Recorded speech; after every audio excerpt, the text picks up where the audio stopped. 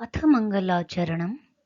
ॐ यां मेधां देवगणः पितरश्चोपासते तया मामद्य मेधया अग्ने मेधाविनं कुरु। येनाक्षरसमाम्नायम् अधिगम्य महेश्वरात् कृत्स्नं व्याकरणं प्रोक्तं तस्मै पाणिनये नमः। येन धौता गिरः पुंसां विमलैः शब्दवारिभिः तमश्चाज्ञानजं भिन्नं तस्मै पाणिनये नमः। अज्ञानान्धस्य लोकस्य ज्ञानाञ्जनशलाकया चक्षुरुन्मीलितं येन तस्मै पाणिनये नमः। सर्वेभ्यो नमो नमः। अद्य व्याकरणस्य सप्तदशी कक्षा प्रवर्तते। अस्यां कक्षायाम् अनवधानतया अद्यापि संज्ञाप्रकरणमेव करिष्यामः। अद्य संज्ञाप्रकरणे द्विगुसंज्ञा वर्तते। द्विगुसंज्ञाविधायकं सूत्रं वर्तते संख्यापूर्वो द्विगुः। संख्यापूर्व वाले समास की द्विगु संज्ञा होती है।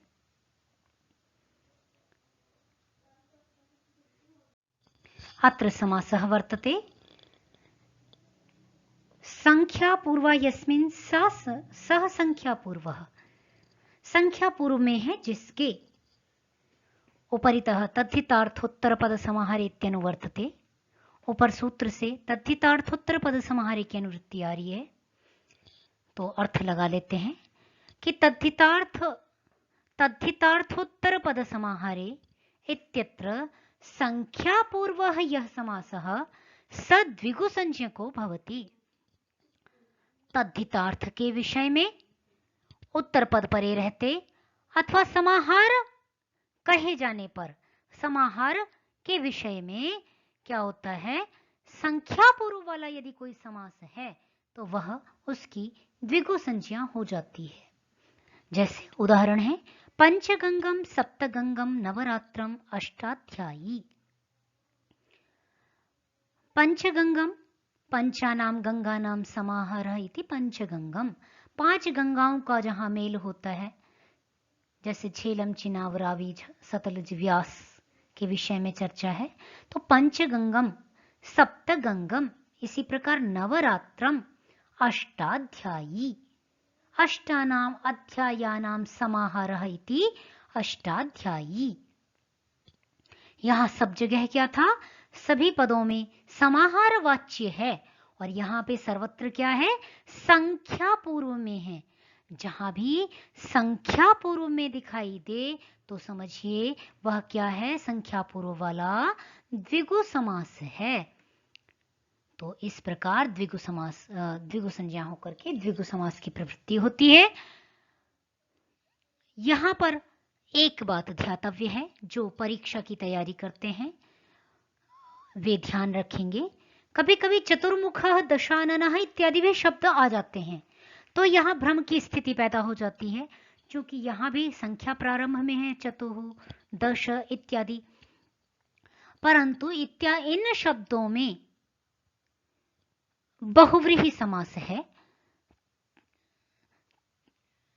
चतुर्मुख हैं जिसके, 4 मुख हैं जिसके, 10 मुख हैं जिसके, 10 आननानि यस्य सह दशाननः। इस प्रकार 4 मुखाः यस्य सह चतुर्मुखः, 4 मुख हैं जिसके। तो ये जो है ये बहुव्रीहि समास है। यहाँ पर व्यक्ति विशेष की ओर निर्देश हो रहा है।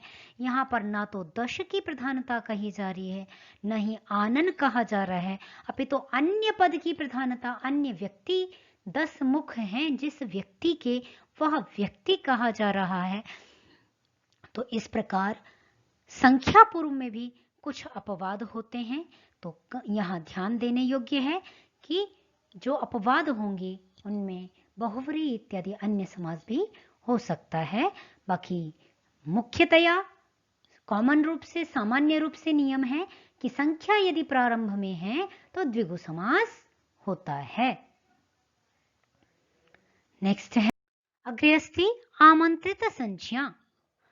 आमंत्रित संज्ञा विधायकं सूत्रं वर्तते सामंत्रितम्। सा प्रथमा का एक वचन, आमंत्रितम प्रथमा का एक वचन। उपरितः प्रथमा इति अनुवर्तते। ऊपर से देख लेंगे प्रथमा की अनुवृत्ति आ रही है, तो इस प्रकार अर्थ हुआ सा इत्यनेन संबोधने या प्रथमा सा निर्दिश्यते। संबोधन में जो प्रथमा है उसका इससे निर्देश किया जा रहा है। तो इस प्रकार संबोधने या प्रथमा तदंतम शब्द रूपम अव्यय संज्ञम भवति। संबोधन में जो प्रथमा विभक्ति है तदंत शब्द रूप की अव्यय संज्ञा हो जाती है। तो संबोधन में कौन सी है प्रथमा विभक्ति? यह है संबोधन में सु औजस। हमने पहले पढ़ा था सभी विभक्तियां सु औजस अम औजस टाभ्याम भिस इत्यादि। अभी क्या है? अभी हम देख रहे हैं कि किस प्रकार संबोधन में भी पुनः सु औजस आ जाते हैं। तो यहाँ पर सु औजस संबोधन में जो प्रथमा विभक्ति है, अग्नि पद से जो सु आया और उस सु को तदंत शब्द रूप को अग्नि सु इस संपूर्ण शब्द की आमंत्रित संज्ञा हो गई। आमंत्रित संज्ञा का प्रयोजन है आमंत्रितस्य च, इस सूत्र से आमंत्रित संज्ञक पद को आद्युदात्त करना। तो यह पूरा पद आमंत्रित संज्ञक था, इसके आदि का अ यह उदात्त हो गया। उदात्त में चूंकि कोई स्वर नहीं होता, कोई चिन्ह नहीं है स्वर चिन्ह, इसलिए उदात्त का कोई भी स्वर चिन्ह नहीं होता। इस प्रकार यहाँ पर उदात्त का कोई भी स्वर चिन्ह नहीं लगा हुआ है। अनुदात्त में नीचे पड़ी रेखा होती है, जबकि स्वरित में ऊपर इस प्रकार खड़ी रेखा होती है। आपने देखा होगा अग्नि में मैंने यहाँ पर ने में ऊपर स्वर लगाया हुआ है, तो ये स्वरित है। तो उदात्त से उत्तर अनुदात्त को स्वरित हो जाता है। ये वेद का विषय है। यहाँ पर केवल इतना समझ लें कि आमंत्रित संज्ञा होने से आमंत्रितस्य च सूत्र से यहाँ पर आद्युदात्त हुआ है। आद्युदात्त होने के पश्चात आद्युदात्त सूत्र अनुदात्त को स्वरित हो गया है। अग्रे सरामः। आगे है संबुद्धि संज्ञा। संबुद्धि संज्ञा विधायक सूत्र है एक वचनम संबुद्धि ही। एक वचनम प्रथमा का एक वचन, संबुद्धि प्रथमा का एक वचन। आमंत्रित प्रथमा विभक्तेर यत् एक वचनम तत् संबुद्धि संज्ञकम भवति। आमंत्रित संज्ञक जो प्रथमा विभक्ति है, आमंत्रित संज्ञक प्रथमा विभक्ति ऊपर वाले सूत्र से ही विधान किया है सामंत्रितम, कि संबोधन में जो प्रथमा विभक्ति होती है उसकी आमंत्रित संज्ञा होती है। तो इस प्रकार संबोधन वाली जो प्रथमा विभक्ति है उसका जो एक वचन, उसकी संबुद्धि संज्ञा हो जाती है। तो ऊपर हमने सु औजस की सामंत्रित संज्ञा की थी, आमंत्रित संज्ञा। वहां पर जो एक वचन है सु, उसकी क्या हो जाएगी? संबुद्धि संज्ञा। संबुद्धि संज्ञा का प्रयोजन है एंग ह्रस्वात् संबुद्धे से। संबुद्धि में ये अग्ने पद कहाँ है? संबुद्धि में बन रहा है। हे अग्ने, हे अग्ने, हे अग्नयः, हे वायो, हे वायो, हे वायवः। इसी प्रकार हे पुरुष, हे पुरुषौ, हे पुरुषाः, इस प्रकार बनता है। तो अग्ने सु गुणाधिकारी होने के पश्चात जब सु की संबुद्धि संज्ञा हो गई, आमंत्रित संज्ञक होने के बाद एक वचन भी है, इसकी संबुद्धि संज्ञा हो गई, तो एंग ह्रस्वात् संबुद्धे से एंगंत और ह्रस्वांत से उत्तर क्या हो जाता है? सु का लोप हो जाता है। तो एंग से उत्तर है यहाँ पर सु का लोप होकर के अग्नि, वायु इत्यादि रूप बन जाएंगे, और पुरुष में ह्रस्व से उत्तर मिलेगा तो ये भी रूप बन जाएगा। इस प्रकार संबुद्धि संज्ञा का प्रयोजन है कि सु का लोप हो जाना। आगे है उपपद संज्ञा। तत्रोपपदम सप्तमी स्थम, तत्र अव्यय पदम, उपपदम प्रथमा का एक वचन, सप्तमी स्थम प्रथमा का एक वचन। समीपोच्चारितम पदम उपपदम, समीप में उच्चारित पद को उपपद कहते हैं। उपपद पद के समीप, उसे उपपद कहेंगे। जैसे कहते हैं हम उपकुंभ, तो उप शब्द क्या होता है? समीप के अर्थ का वाचक होता है, घड़े के समीप। उसी प्रकार यहां भी उपपद, पद के समीप। तो उपपद को सबसे पहले स्पष्ट किया कि समीपोच्चारितम पदम उपपदम, समीप में कहा हुआ पद उपपद कहलाता है। और फिर क्या कहा? सप्तमी स्थम, सप्तम्याम तिष्ठतीति सप्तमी स्थम। सप्तमी तत्पुरुष समास हो गया कि सप्तमी विभक्ति में स्थित, सप्तमी में विभक्ति में जो रहता है वो सप्तमी में स्थित। इस पर सप्तमी में अर्थ को द्योतित करने के लिए सप्तमी तत्पुरुष समास किया। सप्तम्याम तिष्ठतीति सप्तमी स्थम। तो इसका अर्थ हुआ, ऊपर से देखिए आप, धातोः का अधिकार चला आ रहा है। तो धातोः के अधिकार में, इससे जस्ट ऊपर का सूत्र है धातोः। देखिए अपनी अष्टाध्यायी में एक बार निकाल लें। हाँ, धातोः सूत्र संख्या है 91, 3191। और जबकि तत्रोपपदम सप्तमी स्थम सूत्र है 3192, तो जस्ट उसके बाद का है। तो यह, इसका अर्थ क्या हुआ? तत्र से हमने क्या कहा?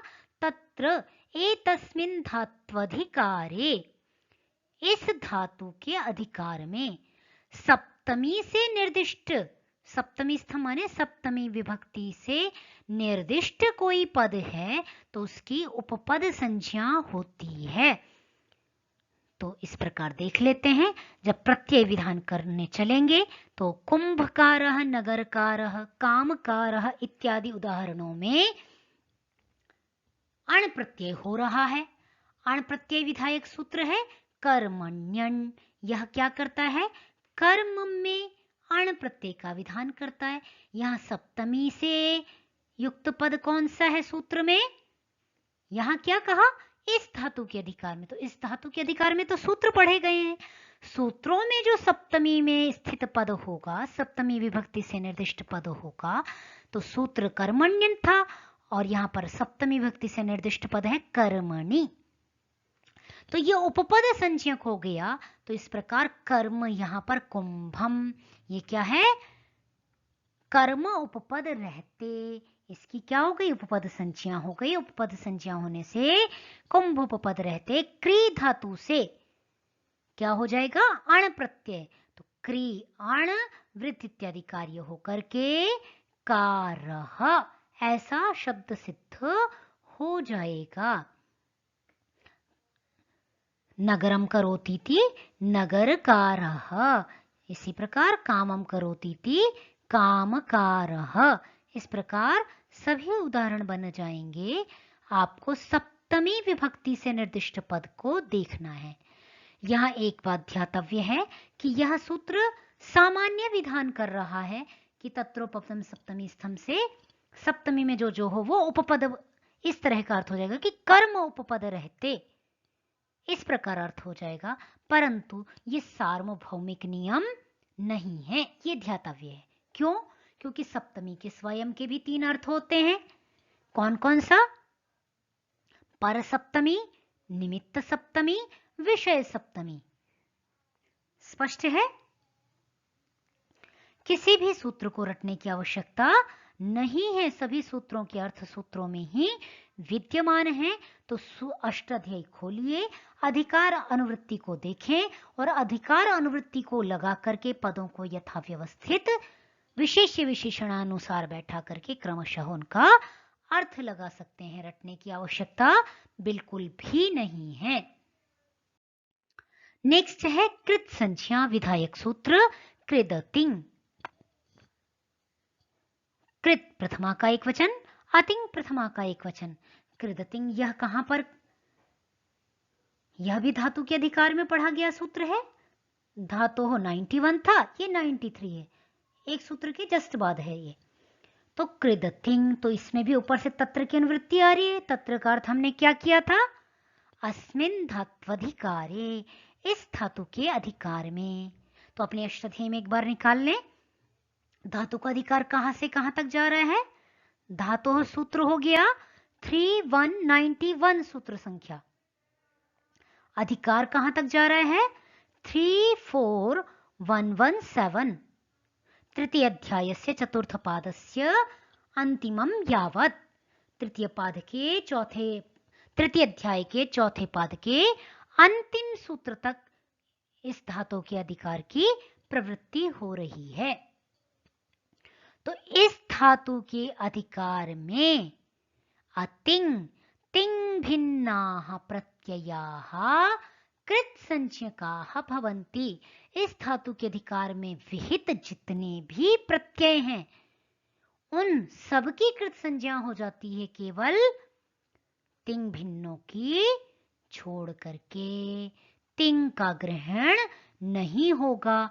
अभी आपको मैंने अष्टाध्यायी में दिखाया भी है कि किस प्रकार आप लस्य में वर्णित जो तिप तस्जी इत्यादि प्रत्यय हैं उनको छोड़ करके आपको कार्य करना है।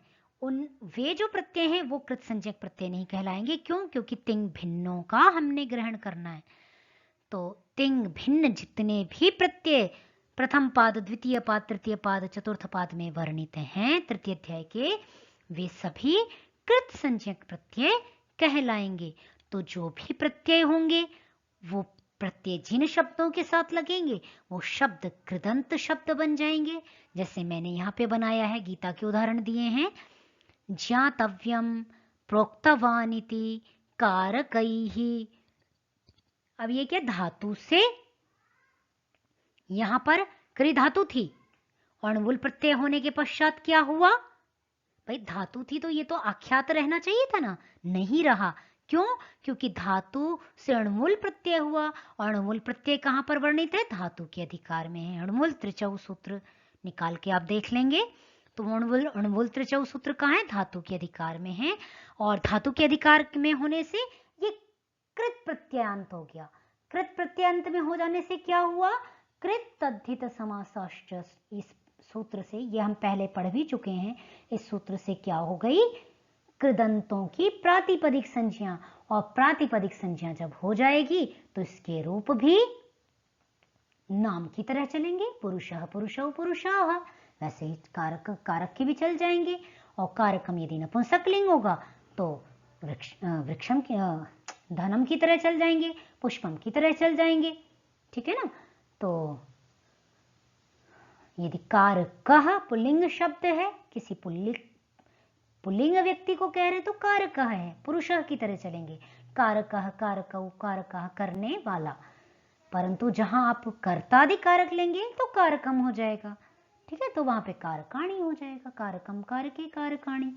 तो इस प्रकार ये जो पद हैं, ज्ञातव्यम, ज्ञा धातु से तव्यत प्रत्यय होके सुप आगे सु को अम होकर के ज्ञातव्यम, इसी तरह प्रोक्तवान, कारकैहि इत्यादि सभी कृदंत प्रातिपदिकों की, कृदंत जो शब्द होंगे उनकी प्रातिपदिक संज्ञा इस सूत्र से हो जाएगी। स्पष्ट हो गया होगा। आगे बढ़ते हैं। सत संज्ञा, तौ सत, तौ प्रथमा का द्विवचन, सत प्रथमा का द्विवचन। ऊपर लटः क्षत्रि शान चाव प्रथमा समानाधिकरणे का प्रकरण चल रहा है, तो उसकी अनुवृत्ति यद्यपि इस सूत्र में प्रवृत्तित नहीं होती है, इस सूत्र में केवल तौ, तौ कौ, तो तौ कौ, तौ से हमें क्या करना है, तौ इस सर्वनाम से हम किसको लेंगे, जो ऊपर प्रकरण चल रहा था, क्षत्रि शान चौ। कैसे? जैसे लोक में भी हम किसी कहानी को सुने, जैसे मैं एक कहानी सुना रही थी कि राम और लक्ष्मण दो भाई थे, वे दोनों वन में गए, उनमें से राम जंगल में चले गए, उन्होंने देखा तो बच्चे ने पूछा किसने देखा? तो उन्होंने से कौन कहा गया? राम ने देखा। तो उन्हों से उसने देखा, तो उसने किसने? राम ने देखा।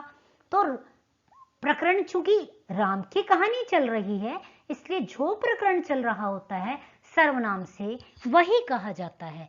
तो यहां भी तऊ इस सर्वनाम शब्द से वही ऊपर जो प्रकरण चल रहा था शत्रुशानचौ, वे प्रत्यय ही कहे गए।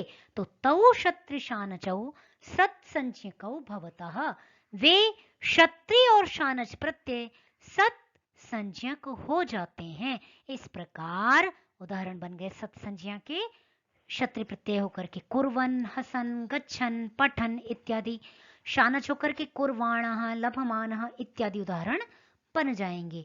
यही सत्संज्ञा का प्रयोजन आगे स्पष्ट किया जाएगा। सत्संज्ञा कहाँ होती है यही आपको यहाँ पर बता दिया।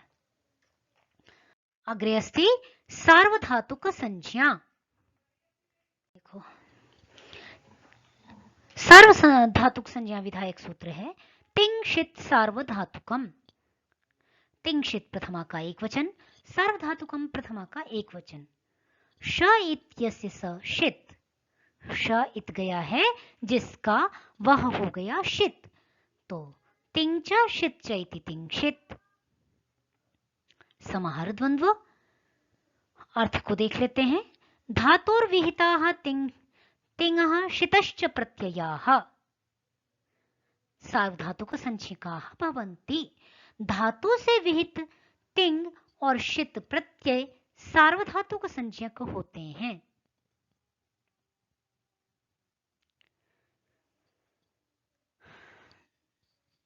तो धातु से विहित तिंग प्रत्यय धातु के अधिकार में है। अभी मैंने आपको दिखाया भी था ऊपर अष्टाध्यायी में किस प्रकार लस्य के अधिकार में तिप तस्य इत्यादि जो प्रत्यय हैं वे विधान हो रहे हैं। तो तिंग प्रत्यय और शित प्रत्यय, शित क्या हुए? शायित गया है जिसका वो शित हो गया।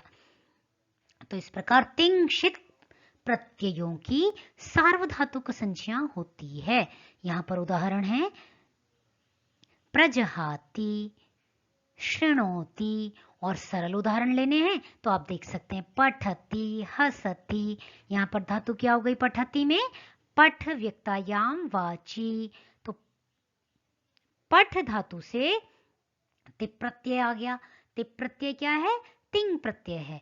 तो तिंग होने से इसकी तिंशित सार्वधातुकम से क्या हो जाएगी? सार्वधातुक संज्ञा। तो इसी प्रकार यहां पर क्या आता है? एक और प्रत्यय शप आता है। तो इस प्रकार पठ, शप और तिप। तो पठ, शप, तिप इत संज्ञा प्रकरण आप पढ़ ही चुके हैं। आपको स्पष्ट होगा किस प्रकार तिप के पाकी संज्ञा होगी हलंत्यम से, और शप के पाकी भी हलंत्यम से संज्ञा हो जाएगी। श की संज्ञा लशक व तद्धिते से हो जाएगी, और सरित संज्ञाओं के बचेगा पठ अति पठति। तो तिप मिल गया तिंग में, तिप प्रत्यय श इत गया है जिसका शित, तिप तिंग शित प्रत्ययों की सार्वधातुक संज्ञा हो जाएगी तो बन जाएगा पठति। तो पठति यह जो लट लकार है ये सार्वधातुक संज्ञक लकार है। 4 लकार सार्वधातुक हैं और बाकी के 6 लकार क्या हैं? आर्धातुक संज्ञक हैं। आपको मालूम है कौन कौन से लकार सार्वधातुक संज्ञक हैं? नहीं है तो एक बार रिवीजन कर लें। कौन कौन से? लट, लोट, लंग, विधिलिंग, ये 4 लकार सार्वधातुक लकार हैं। और लिट, लुट, रिट, आशीर्लिंग, लुंग, लिंग, ये क्या है? आर्धातुक लकार हैं। तो अभी सार्वधातुक आर्धातुक भी हम धीमे धीमे समझने लग जाएंगे। सार्वधातुक संज्ञा का विधान करने वाला सूत्र यह सूत्र है। और किन की होती है ये भी आपको स्पष्ट हो गया। तिंग शित प्रत्ययों की, तिंग हो अथवा शित हो।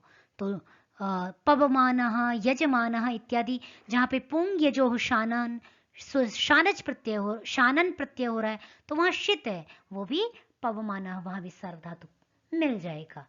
ठीक है, तो केवल शित है तो भी सार्वधातुक संज्ञा हो जाएगी, और तिंशित है तो भी सार्वधातुक संज्ञा होकर के आगे के सार्वधातुक संज्ञा के कार्य प्राप्त हो जाएंगे।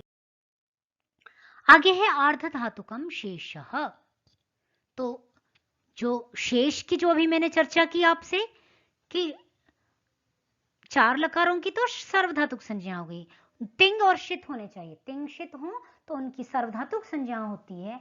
तो आगे ही वाले सूत्र ने कहा क्या, धातुर्विहितः शेषाः, धातु से विहित जो शेष प्रत्यय हैं, शेष कौन से हैं, तो तिंग शित से जो शेष हैं, तिंग और शित से शेष कौन से हो गए,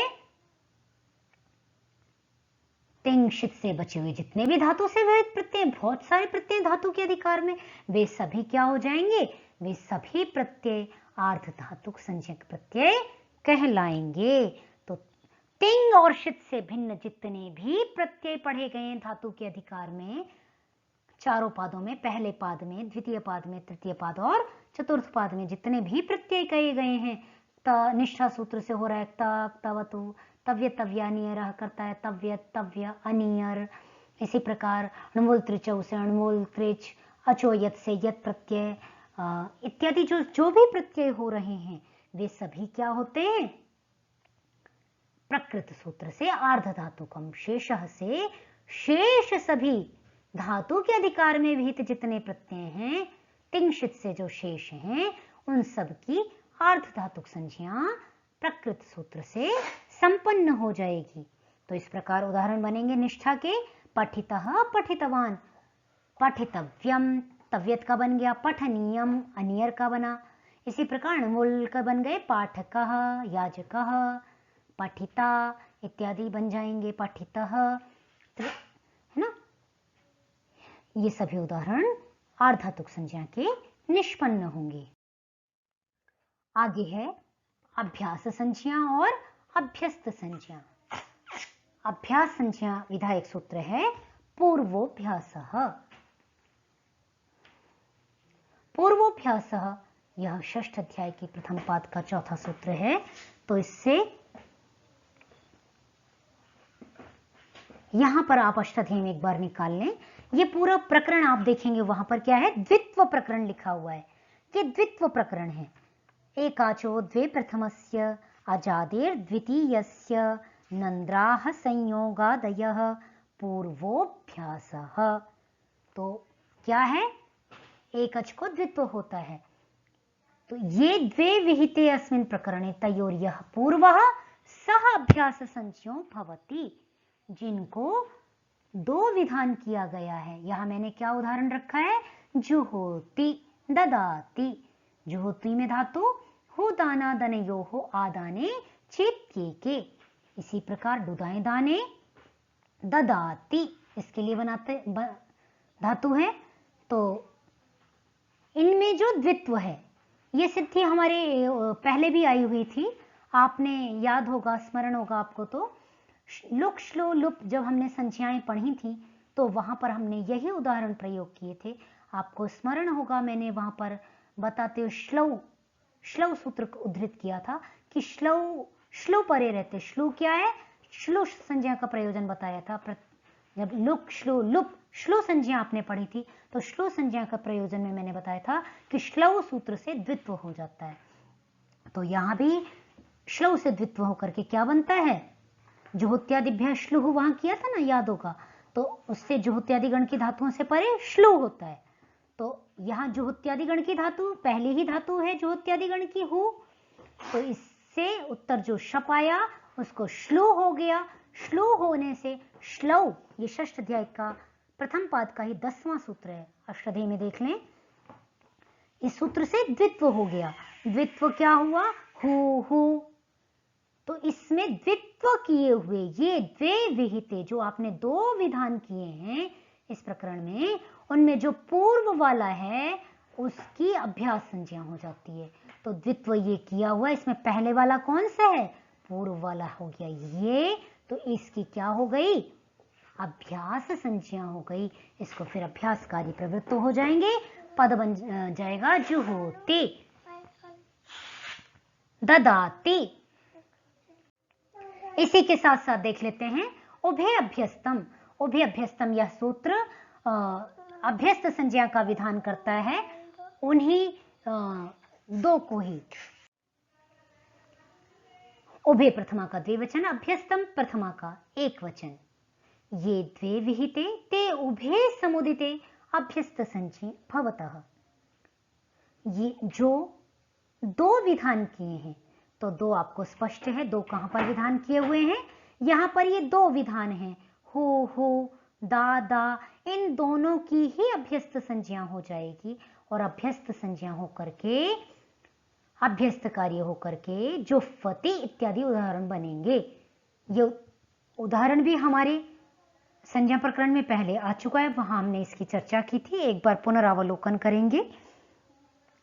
तो अभ्यस्त संज्ञा होने के पश्चात इसको जो फति इत्यादि रूप की सिद्धि हो जाएगी। तो इस प्रकार संक्षेप में संज्ञा प्रकरण ये समाप्त हुआ। कुछ संज्ञाएं रह गई हैं, वे हम आगे आगे जैसे जैसा प्रकरण पढ़ेंगे उनके साथ ही उन संज्ञाओं को की चर्चा कर लेंगे, डिस्कस करेंगे। जैसे युवा संज्ञा रह गई, गोत्र संज्ञा रह गई, कुछ संज्ञाएं मैंने छोड़ भी दी हैं। कारक प्रकरण की जो संज्ञाएं हैं, जैसे कर्ता, कर्म, कर्म संज्ञा हो गई, संप्रदान हो गई, अपादान हो गई, तो कुछ संज्ञाएं अभी छूट गई हैं, जो हम यथा प्रकरण जहां जैसा प्रकरण आएगा उसके साथ हम उन संज्ञाओं को समझने का, जानने का प्रयास करेंगे। आपके कोई संदेह हो तो आप कमेंट बॉक्स में डालेंगे। कहीं भी आपको कोई डाउट है कक्षा से रिलेटेड, कोई संदेह उपस्थित होता है मन में, तो उसी समय पढ़ते पढ़ते उसको कमेंट बॉक्स में लिखिए, मैं उसका जवाब आपको अवश्य दूंगी।